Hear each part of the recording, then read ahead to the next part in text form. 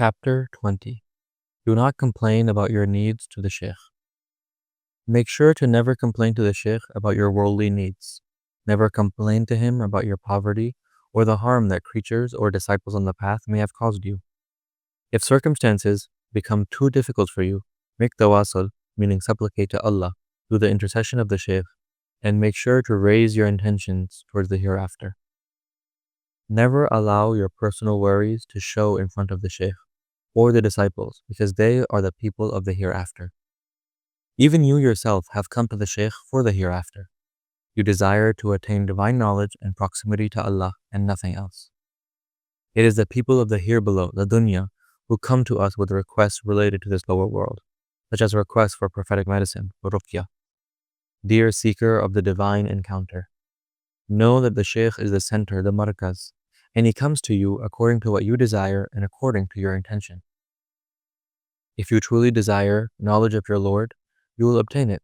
But if you desire something else, then renew your intention. Observe how the Shaykh never does ruqya to his disciples because they are considered by him as people of the final abode. Pay attention to those who come to the zawiyah, proclaiming divine love and the quest for Allah Jalla Jalaluhu, while their true intention was oriented solely for learning how to perform ruqya. Observe their end compared to those who sincerely came for realization of the real of al-haq, and who were later given permission by the Shaykh to practice ruqya because there was a benefit for them in it. If your intention is to know Allah subhanahu wa ta'ala, safeguard your intention. As for the one who comes to express his demands related to the here below, let him know that he will be seen by the Shaykh as a part of the common people, even if he is in the tariqah. The beginning of spiritual wayfaring, of suluk, is always effort and patience, then love and suffering, then mystery and contemplation, and finally, clarity and intimate discourse. In the early days of the Karkariya, the Shaykh would give the disciple direct access to the vision of the light, and after a short period, he received the spiritual retreat, the khulwa. But there will come a time when the Shaykh will put the disciple's wayfaring, his suluk, before the witnessing of the light. Some will make several trips from distant countries without receiving the bay'ah, and it will even take more effort and more time to even hope to enter khulwa. The early disciples benefited from this advantage because of the sincerity of their commitment, as the tariqah was still hidden when they sought to undertake it. The coming disciples will come for the fame and advantages at a time when our path will be famous and recognized. And if the beginning of a journey is like this, the end will not be so different. Think carefully before complaining to the Shaykh, because the one who does this falls in his sight and is therefore not worthy of realizing Allah's presence. Only the ignorant in the path can be excused from this type of behavior, in which case they must be educated.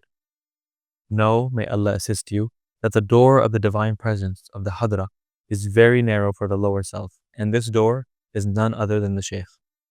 Those who flee from the door should know that they have pride and love for the here below, and any reasons they might give to justify their distance would only be lies. If you display pride with the door of the divine presence, how will you be with the presence itself? So stand by the door and remain patient until it opens for you.